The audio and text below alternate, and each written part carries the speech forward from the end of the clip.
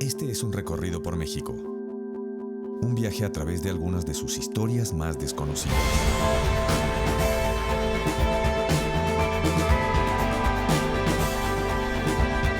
Un estado del país. 3 historias.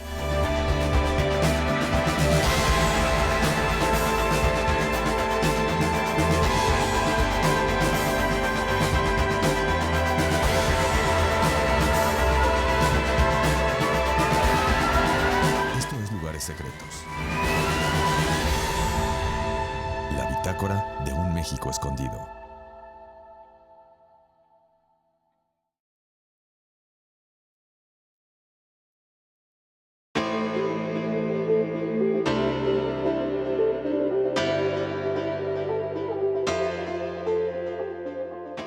Continuamos con nuestro viaje por Yucatán.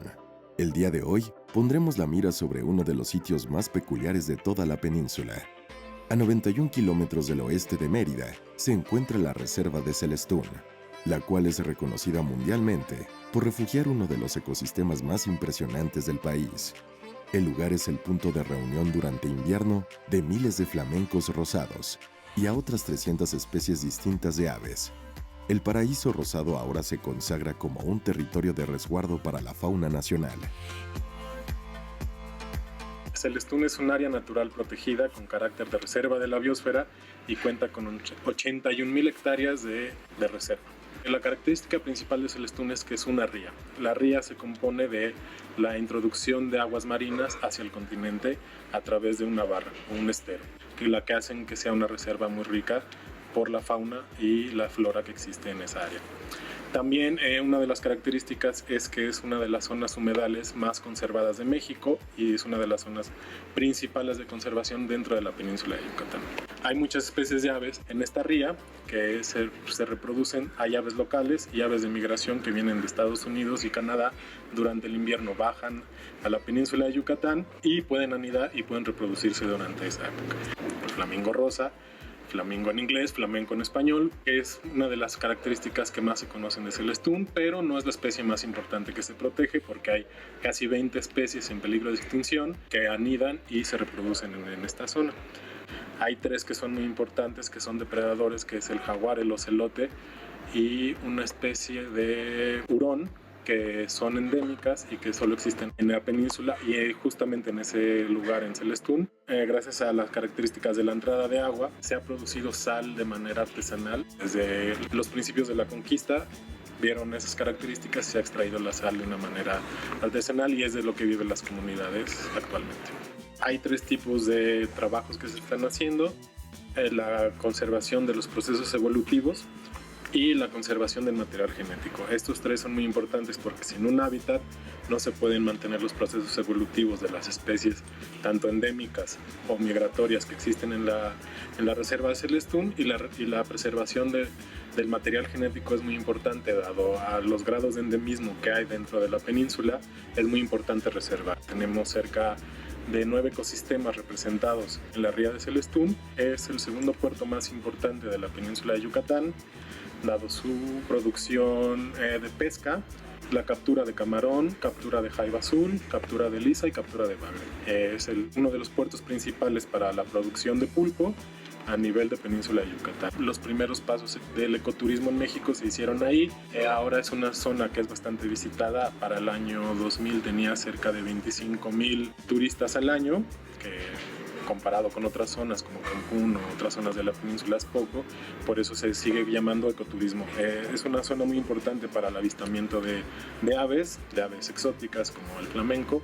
Bajo los programas de conservación, una de las maneras de poder retribuir a las comunidades, a las 2 pequeñas comunidades que viven ahí, es a través del ecoturismo, donde puede ir la gente a visitar con las restricciones que tienen por ser una reserva de la biosfera y de no pasar de cierta cantidad de turistas en una temporada para no afectar la conservación. Dentro de la riada o a las zonas más profundas no se pueden acercar las personas por el hecho de la conservación. A través de las zonas de amortiguamiento se puede llegar a un equilibrio turismo-reserva que puede ser benéfico. Si se llegan a rebasar estos límites, pues no es benéfico para las reservas de ningún tipo. En los años 90 se le dio la importancia internacional y entonces se exigió que se le diera un personal calificado para la conservación. Entonces desde el 2000 tiene un director del parque de la Reserva de la Biosfera, un subdirector y un grupo de guardias que se dedican a la conservación, y eso se logró gracias al apoyo internacional,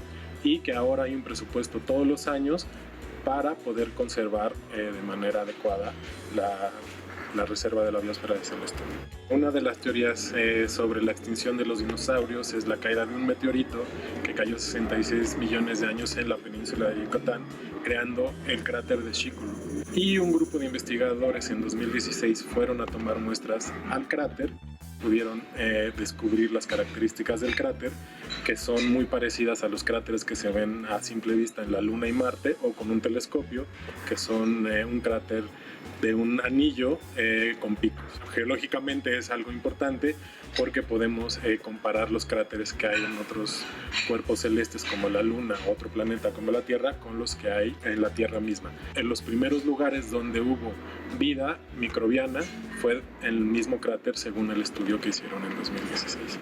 Es importante, sí, para la gente local, y es importante como un pulmón o como una reserva de recursos naturales en México, pero no se llegan a explotar como tal. Y si necesitamos seguir conservándolos, necesitamos seguir apoyando este tipo de conservación, apoyando un poco el ecoturismo, pero sin llegar al exceso de un turismo masivo, que al final hay que ir respetando las cosas, respetando las reglas, respetando el lugar, respetando la fauna, respetando la flora y haciendo caso a las indicaciones del personal calificado que está para eso. Entre las dunas, los manglares y las selvas bajas, la Reserva Ecológica de Celestún protege a cientos de especies. Debido a su estatus de refugio, muchísimos animales han encontrado un hogar temporal aquí. El reforzar su protección y preservación se ha convertido en uno de los mayores retos del Estado y debería estar en la agenda de prioridades de las instituciones correspondientes a nivel federal. Celestún es un lugar mágico y lleno de vida, pero Mérida aún tiene muchísimos otros lugares que debemos recorrer.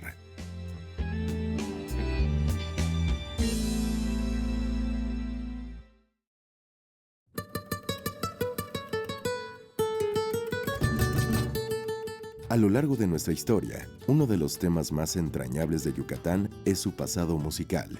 Sobre la calle 57, casi esquina con la 60, en el centro de la ciudad, se encontraba uno de los puntos más representativos de la música yucateca. Un antiguo bar llamado La Trova, que fue fundado por Sergio Esquivel, se convirtió no solo en el lugar más representativo de la música yucateca en la ciudad, sino en el principal centro de reunión de los músicos de la época.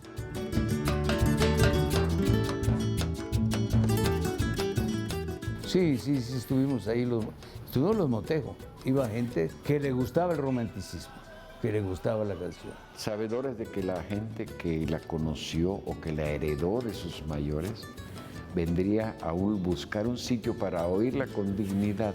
Era un templo para la trova yucateca tradicional. Ahí ni mi música era fácil tocarla. Yo dirigía todo el repertorio. La música yucateca se ha nutrido de varias vertientes, tanto europeas como colombianas y cubanas, por la situación geográfica de nuestra península, que era muy difícil hacer los viajes hacia el centro de la República. Toda el área de Yucatán estaba un poco alejada de todas estas influencias y de todo lo que estaba sucediendo en el centro del país. Se oye las lieds, las mazurcas, los valses, la música clásica, ¿no? De Cuba, obviamente, pues también había una relación muy constante entre la isla y nuestra península, y de allá pues llegaban grupos artísticos muy importantes. De hecho, por ejemplo, el bambuco, que es de origen colombiano, nos llega a través de Cuba. También de Cuba nos llegan las sabaneras, que se vuelven aquí danzas sabaneras porque se fusionan estas danzas europeas con con las habaneras briosas. Los géneros musicales que caracterizan a nuestra trova tradicional son la clave, el bolero, el danzonete, el bambuco, y pues más festivos vienen las jaranas, y nos hace hermanos a distancia todo esto, ¿no? Somos una gran familia. Entonces es así como Cirilo Vaqueiro Preve, que conocido como Chan Sil, pues es reconocido como el padre de la trova yucateca. Los tres grandes, como le llaman, fue Guti Cárdenas, Ricardo Palmerín y Pepe Domínguez. Hay otros, ¿no? Pero esos fueron los tres grandes. Se utilizaba como que tonos muy naturales para hacer las primeras composiciones. Cosas muy sencillas, muy lindas, pero muy sencillas. Nosotros siempre fuimos muy admiradores de la música, del bolero, de la música romántica, de la poesía. A principios del siglo pasado, nuestra trova toda está basada en una poesía muy pura, que siempre habla del amor, que siempre ensalza a la mujer y las bondades de tener una familia, de tener una pareja, una esposa. ¿Cómo es que la canción yucateca ha perdurado tanto? Porque la letra la hacía un poeta y la música la hacía un músico. Así que eran las canciones perfectas. Esta poesía resulta una manera muy dulce y muy amorosa de expresar lo nuestro. No es bravía como lo pueden ser las cosas de las costas o las del centro de México. El resultado es una gran gentileza, una gran musicalidad amorosa. Mientras existe el amor, existirá el romanticismo, ¿no? Porque sobre todo es una trova tradicional que se cantaba. Esta canción tradicional yucateca nace para cantarle a la mujer y para cantársela en las serenatas. Cuando el resto del país conoce esta musicalidad, estas armonías diferentes, este modo diferente de decir las cosas cotidianas que nos pasan, hasta cuando no quieres a alguien y le puedes decir, voy a mojarme los labios con agua bendita para lavar los besos que una vez me diera tu boca maldita. Tu boca maldita. Voy a ponerme en los ojos un hierro candente, pues 1000 veces prefiero estar ciego que volver a verte. Pero no es agresivo, ¿no? No es agresivo como otras canciones que oímos. Había mucho romanticismo, era la época de los tríos. Trabajé y sigo trabajando muy cerca del Museo de la Canción Yucateca, y con la Canción Yucateca logré hacer unos enlaces muy importantes, sobre todo porque si no conoces este origen, desde sus sonidos, desde cómo lo tocan, desde qué es lo que hacen con sus cuerdas, qué es lo que hacen con sus voces y con la intención de su canto. Hay que estar cerca de ellos para poder entonces hacer una traducción personal y crear una cosa nueva, ¿no? Sí, tristemente sí ha cambiado mucho. Hasta el compositor te dice las cosas de otra forma. No hay poesía. Por ejemplo, un López Bate Méndez que hizo Yo sé que nunca besaré tu boca. Tu boca, flor de púrpura encendida, yo sé que nunca llegaré a la loca, apasionada fuente de tu vida.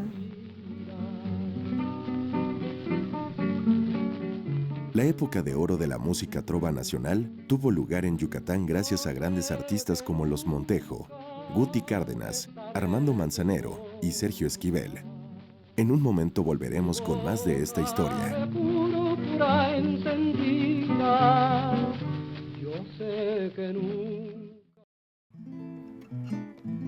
No sé si conocen una canción, un pedacito de una canción de Pastor Cervera que le hizo a su esposa y dice, no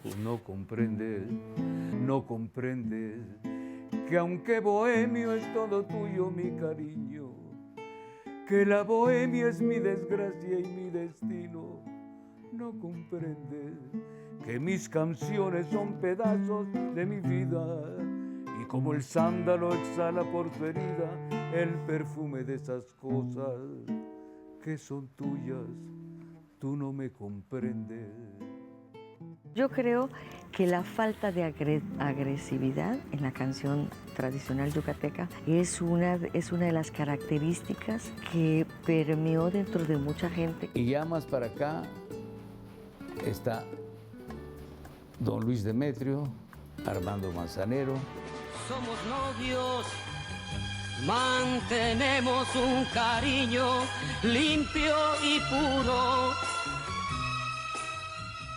Y ya después, bueno, Armando, pues, grandioso, ¿no? Digamos, lo que sea, porque tenía que ser, porque Armando era un tipo talentoso y todo, como lo fue Luis Demetrio. Sergio Esquivel. Sergio Esquivel, por ejemplo, ¿no? El compositor de música popular es el portavoz de su generación. Nada más cierto. Es una combinación de textos que llega a cualquier persona. Y la trova yucateca guarda la primera, la tradicional, la eterna, guarda un lugar muy especial en mi corazón y un profundo agradecimiento a sus autores. Sergio Esquivel crea el grupo de la quinta generación, nuevos cantores, nuevos compositores, nuevos poetas, nuevos músicos. No hice compositores, ya eran compositores. Entonces siempre ponía como ejemplo a Guti Cárdenas, a Palmerín o a Pepe Domínguez, que son los más importantes que han hecho la trova yucateca, como que alcanzara el grado de hacerse un género musical. Sergio y los Montejo casi venimos igual a México. Me vine a vivir a Mérida por eso. Fue una gran motivación crear un movimiento musical. Luego no pude meterlo a la Ciudad de México. Todavía me tocaron los años de las compañías disqueras, RCA Víctor. Hablé con el gerente y me dijo, recuerdo, la música con sabor tropical, o sea, nosotros todo lo que hacemos tiene sabor tropical, ya pasó. Nosotros comenzamos a grabar, se puede decir los nombres, ¿no? En RCA Víctor. De ahí Luis Demetrio nos llevó a la CBS y luego nos fuimos a Capitol. Y ahí fue donde grabamos nosotros nuestros mayores éxitos, que fue La Señal, hasta hoy, Linda Boca. Hasta que logré llegar a las masas con un tipo como yo. De un tipo como yo, de un loco enamorado, que con tenerte a ti tiene el mundo en sus manos, que le pide a la vida nada más tu vida, que se juega la conmoción fue contundente. Cuando la canté en el teatro, que la repetimos como era tradicional en el Festival OTI, yo alcanzaba a ver a las personas llorando de emoción, de ternura. Dios, qué tanta ternura viene en esos corazones. Cuando hicimos el bar que se llamó La Trova, tenía un fin, exclusivamente era para cantar trova yucateca nacida en la época de los primeros años del siglo XX. Sergio tenía el lugar, pero no cantaba él, tenía gente ahí y él de repente se antojaba y le decíamos nosotros, Sergio, si la gente viene aquí es por ti. Lo mantuvimos abierto bajo un esquema de éxito como 7 años, allá en los 90s. Y nos decía, a ver cuándo los traigo, nos decía, ¿no? Porque el lugar es muy chico, dice. Ay, no te fijes, le decíamos nosotros. Estaba en la calle 60, que es algo así equivalente al Insurgentes del DF, que va desde el fin hasta el norte. Nos sirvió no solo para que fueran los grandes de la trova yucateca, intérpretes actuales, como Mari Carmen Pérez, sino para también crear grupos y que ahora disfrutan de mucho renombre, como el grupo Trovanova, El Ensueño, que ya tenía una trayectoria exitosa y que ahí se hizo más sólida y por lo menos ahí nos encantó oírlos. Como el grupo Los Juglares, Los Tachos de Valladolid, el grupo Ensueño, el grupo Presentimiento de Campeche. Pero es notorio que mucha gente que visita Yucatán quiere una noche de trova yucateca. Incluso yo usé eso como un eslogan y decía, en la trova regálate una noche de trova. Gracias a una persistente acción de trabajo de muchas personas que aman la trova, seguimos teniendo vocaciones juveniles. Pero nosotros estamos tratando de conservar el romanticismo, esa cosa, porque cantamos el repertorio de nosotros y todo. Fueron 50 años que estuvimos los Montejo juntos y a la gente le gusta. Devuélveme la vida, dámela con tal abrazo, que me erice y me haga enloquecer. Devuélveme la sal de cada día, dame todas las caricias que en tu cuerpo yo dejé. Devuélveme la vida.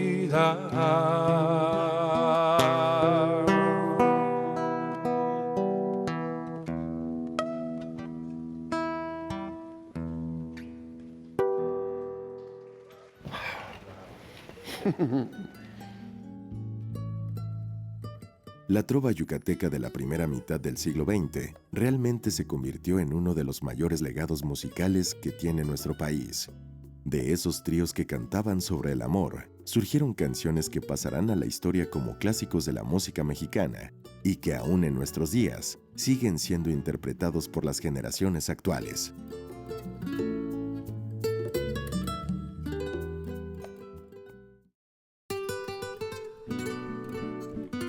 El crecimiento de Yucatán se debió en gran medida a la explotación del enequén. El último de nuestros lugares del día de hoy es sin duda uno de los espacios que más historia guardan para Yucatán. La industria del enequén continúa hasta nuestros días y es uno de los pocos lugares en donde aún es posible observar lo que alguna vez fuera el motor del estado, y es la antigua hacienda Sotuta de Peón. Aunque los métodos de explotación son abismalmente distintos el día de hoy, esta hacienda es un excelente acercamiento a lo que fue la Mérida de principios del siglo XX. El enequén fue la fibra que permitió que el Estado como tal pues, creciera económicamente. Varias cosas tuvieron que surgir, ¿no? Creo que hay un malentendido de pensar que todas las haciendas en un principio fueron enequeneras, cuando realmente las haciendas han existido. Las haciendas o las estancias han existido desde muchísimo antes, a manera de estancias ganaderas, algodoneras. Posteriormente, algunas de ellas se transformaron a haciendas enequeneras. El enequén, para empezar, es un cultivo muy complejo, muy tardado, pero que se da la sinergia perfecta entre una demanda a nivel internacional, sobre todo derivada de una demanda de Estados Unidos, norteamericana, con el invento de la engravilladora, aumentos en los procesos de producción del trigo, precisamente que era lo que se necesitaba engravillar, y la producción del enequén. A más demanda, más producción. Otra cosa ocurre de manera social. No solamente esta demanda, sino si no hubiera habido la mano de obra, no hubiera sido posible satisfacer esta demanda de la fibra. Entonces, de una u otra manera, la guerra de castas hace que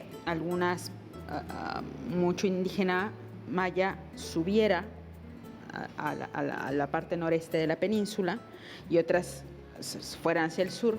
Los que estuvieron hacia el noreste de la península colaboran o empiezan a trabajar, a laborar en las haciendas.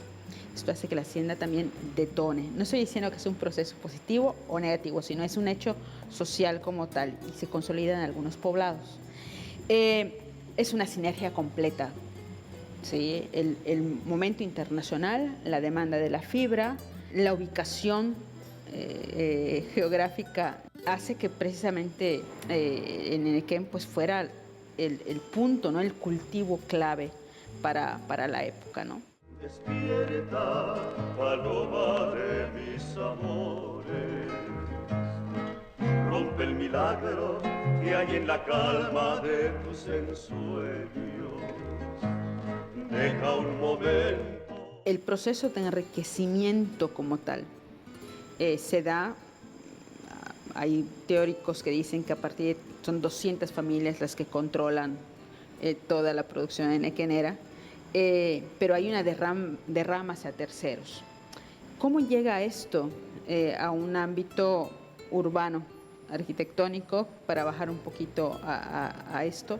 Realmente llega en un momento muy particular y fue un gobernador el que toma toda esta riqueza, genera la condición política y hace que la ciudad se modernice. Vamos a regresar un poquito al hecho de la producción del Enequén, que además está rodeada de toda una serie, pues hay mitos, hay realidades, hay romanticismos y también hay muchísimo señalamiento social, ¿no? Porque hay una estigmatización como tal.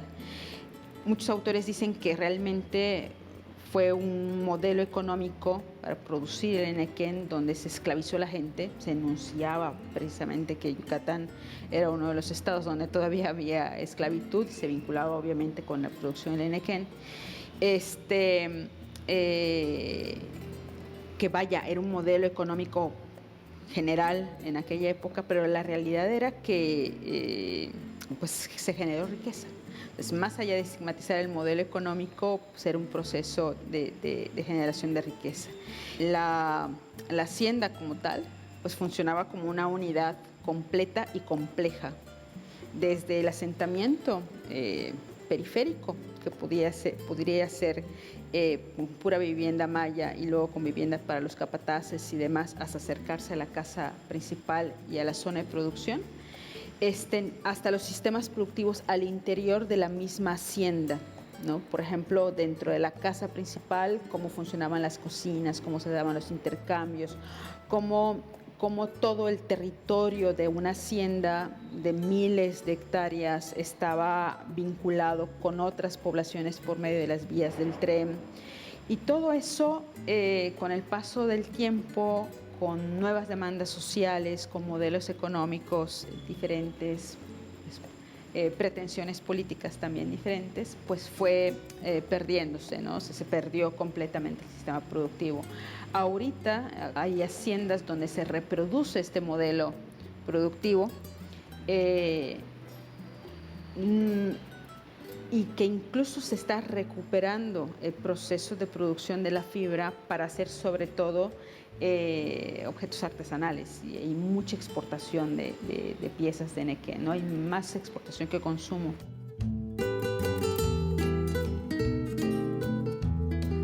El boom del Enequén permitió el crecimiento económico de Yucatán y es la zona principal, por lo cual prosperó la arquitectura, el arte y la cultura local. Haciendas como Sotuta de Peón nos recuerdan por qué el Enequén es tan importante para la región, ya que, gracias a él, Yucatán se ha convertido en lo que es hoy en día. Nuestro recorrido ha terminado por ahora, pero pronto volveremos a poner nuestro dedo en el mapa para dirigirnos hacia nuevos horizontes.